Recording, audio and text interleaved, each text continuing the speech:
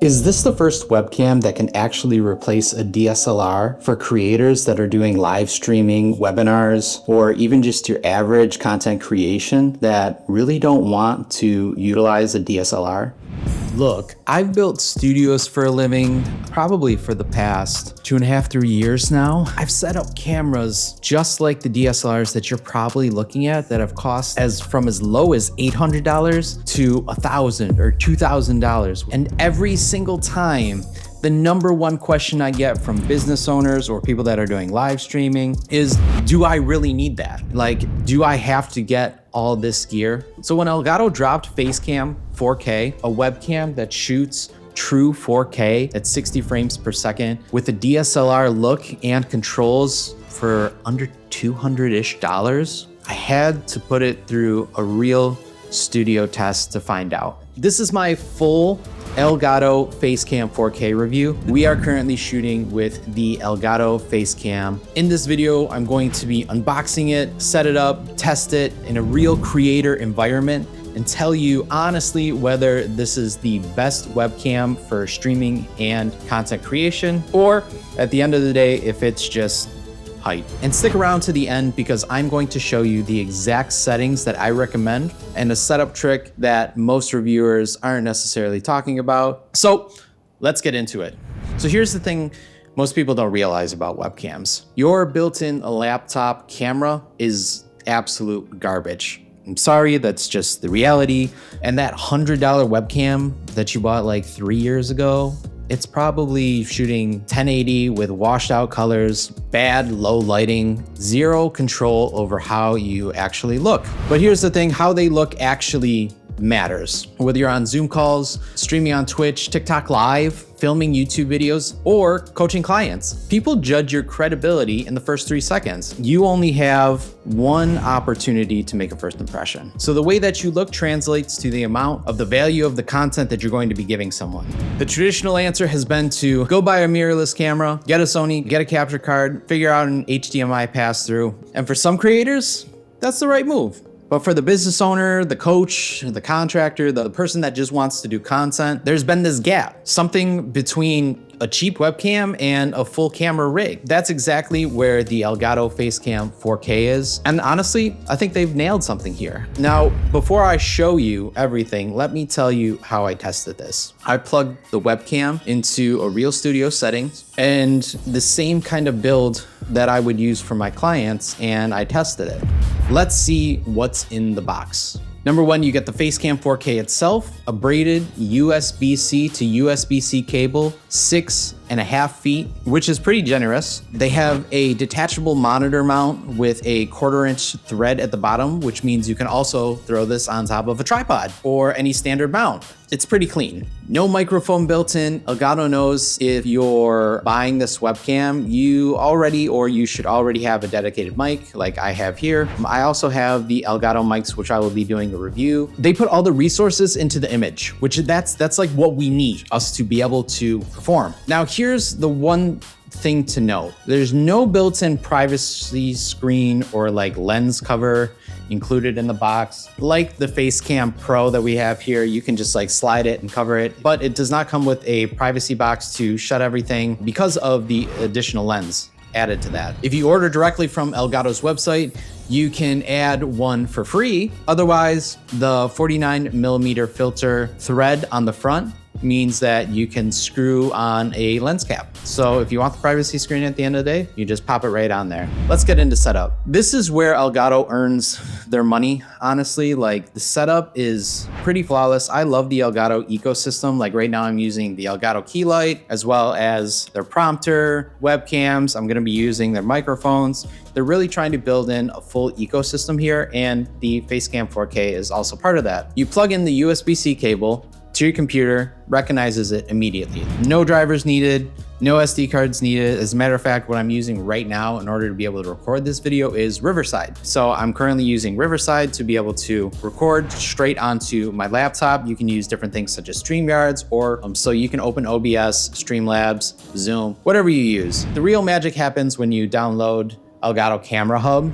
Like this is where all the fine details of the camera, where you're able to fine tune everything. It's their free software, so you don't have to buy anything. You just go to elgato.com and then you go into the download section, and it turns this thing from a webcam into something that feels like a DSLR control panel. From opening the box to live on camera, under 5 minutes if you know what you're doing. And for the business owners I work with, that matters more than any spec on a sheet. Let's talk about what actually matters. How does the Elgato Facecam 4K actually look? Well, you're currently seeing it right now. First, this shoots 4K 60 frames per second.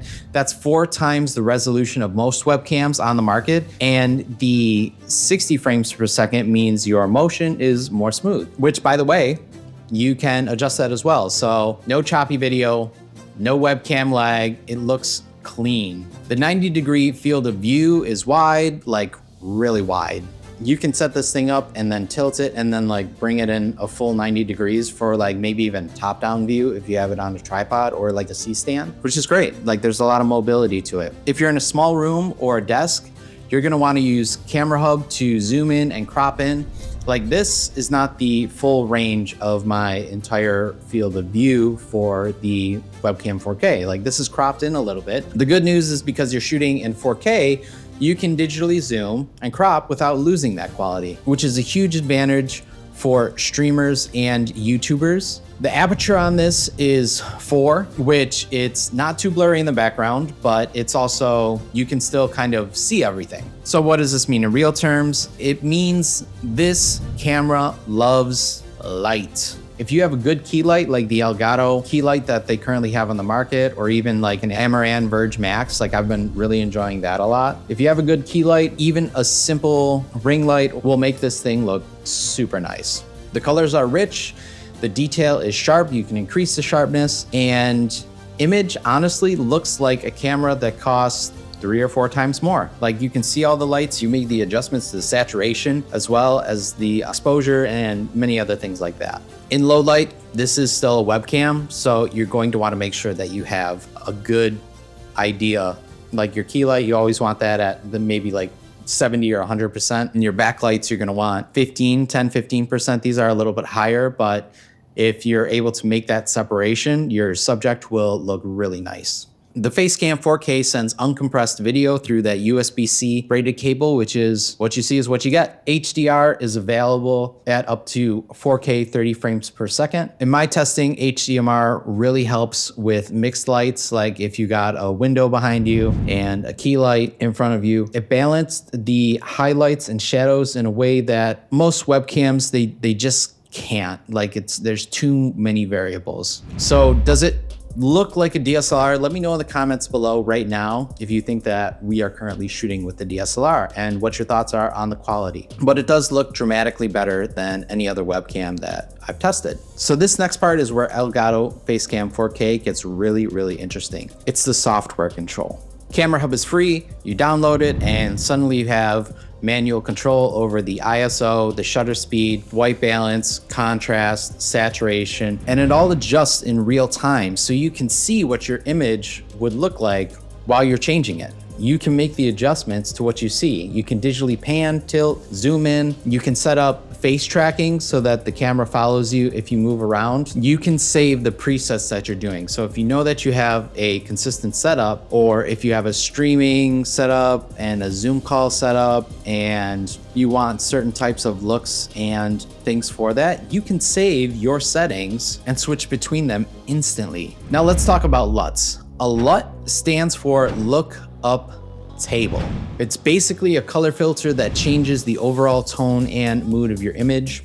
We're using right now just like Facecam 4K look to things without any LUTs, but you can add a LUT to this and basically a color filter that changes the overall tone and mood of your image, which for most of these webcams, like they do not have that available. Camera Hub comes with built-in LUTs. There are more available on Elgato's downloads section if you go to the Elgato marketplace. Think of it like Instagram filters, but it's actually professional. But here's the feature that I think is kind of a sleeper: 49mm lens filter support.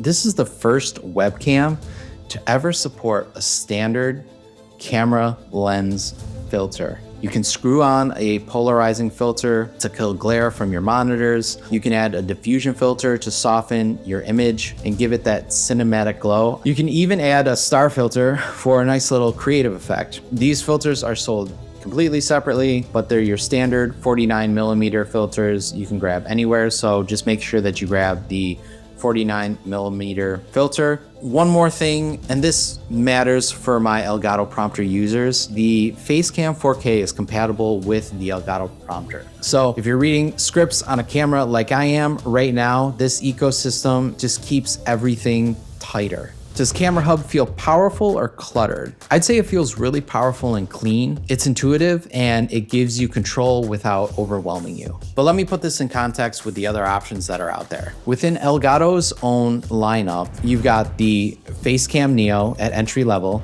the original Facecam at 1080p, the Facecam Pro, which is a very similar type of quality to what we're looking at here, but with like less dynamic range and options. And now you have the Facecam 4K as the flagship item. If you're coming from any 1080 webcam, the jump is night and day. Compared to other brands, the Elgato Facecam 4K sits perfectly between a webcam and a camera. All right, let me get straight with you. Pros. True 4K at 60 frames per second. Nothing else beats this price range or even touches it. The Camera Hub software gives you real full-on control that you need to be able to make the adjustments when your lighting setup changes. The plug and play setup that takes minutes, but not hours. The 49mm lens filter support is genuinely innovative. Onboard flash memory saves your settings when you switch your computers. And the Elgato ecosystem integration is seamless with Stream Deck, your key light, your prompter. It all works together hand in hand for like a really good ecosystem altogether. Let's get to some of the things that are really going to help you, which is the cons. Like this is as real as it gets. The f4 aperture means that you're going to need good lighting. Period. Don't compromise your lighting if you have a controlled setting. There's no background blur without software filters. If that's important to you, this probably isn't your answer unless you want to try to do it with a couple of the filters and like the diffusion filters and stuff like that. The 90-degree field of view is wider than most people need, so you'll be cropping in most times. The all plastic build is fine, but it doesn't feel premium, but it feels really sturdy. I am impressed still at the end of the day with a webcam that is $199. So, I mean, if you want something like nice, sturdy, and bulky, this probably isn't your answer, but that doesn't really matter too much at the end of the day if you have the great image that you want. But there's no privacy cover box unless you order from Elgato directly with that cap that I was telling you about earlier on in this video. But let's get down to who should buy this. Streamers upgrading from 1080p is a huge one. Streamers like that are looking to make that upgrade, this will be great for you. If you're going to like TikTok Live or you're using it for Twitch, business owners who do Zoom calls and want to look professional. Additionally, YouTubers who do talking head content, coaches and course creators who need like reliable, high quality webcam for recording. I'm going to be testing this on our own community with the creators then, because we lead educational calls as well as do a ton of different content. So I'm looking forward to utilizing this now and really putting this to the test on both our webinars, our group calls on Zoom, everything in between. Anyone that's already in the Elgato ecosystem, I think would be a great add if you added the Elgato Facecam 4K to this as well. So here's how I'd set this up if I were starting from scratch. This is the same advice that I would give my studio build clients that are kind of entry level and they don't have a massive budget and they just need an option that aren't going to take, you know, this camera out into the field and all this other stuff. You would want to mount the Facecam 4K at eye level, right? Like this is a little bit above eye level. If it was below eye level, it would be like 45 degrees, a little bit lower. Not on top of your monitor looking down at you. You don't want it way up. You kind of want to split the difference. It's a really unflattering angle anyway. Use a small tripod, an arm mount to get the camera right at eye level. There's a ton of rigs, as well as I believe you could probably even use one of the Elgato boom arms for this specifically. If you're using the Elgato prompter, even better. which is exactly what we're doing right now. Like I'm reading from a script by adding different things into it. And I have my script kind of like narrowed in directly right in front of the webcam. So if you're looking directly into your lens while you're reading your script, it's a really good add-on for your prompter. If you don't want to break the bank and get like a real DSLR camera, you can still make this work with your Elgato prompter. For lighting, at minimum, one key light in front of you at a 45-degree angle, similar to what I have over here. So the Elgato key light works perfectly here, but even a simple ring light will do. The Facecam 4K loves light. Give it light and it gives you an incredible image. In Camera Hub, here is exactly where I would start. Set your resolution to 4K 60 frames per second on your computer. Turn on the exposure to start and then switch to manual once you've dialed in your lighting. You can also make some adjustments to your lighting, especially with the Elgato key light. Set the white balance to match your source. I like 42,000 personally. I think it adds for like a nice skin tone, doesn't blow you out too much. And use the digital zoom to crop in from that 90-degree field to your view to frame yourself from roughly, the chest up. That's kind of what I'm doing right now. If you want to take it further, grab a CPL filter or like a circular polarizing filter. Screw it into the front. It kills glare from your monitors. If you have monitors and screens, that one filter alone will make a noticeable difference. If I were to start all over fresh, not using any of my cameras, here's the one thing that I would change. I'd buy the Facecam 4K. I'd get a good key light together, whether it's the Elgato or the Amaran Verge Max. Don't buy the camera without investing in light. So that combo under $400 gives you a good setup that competes with setups that cost 2 or 3 times more. So here's my final verdict on the Elgato Facecam 4K. This is the best webcam for creators at this price point for the cost and the quality, period. Is it a DSLR? No.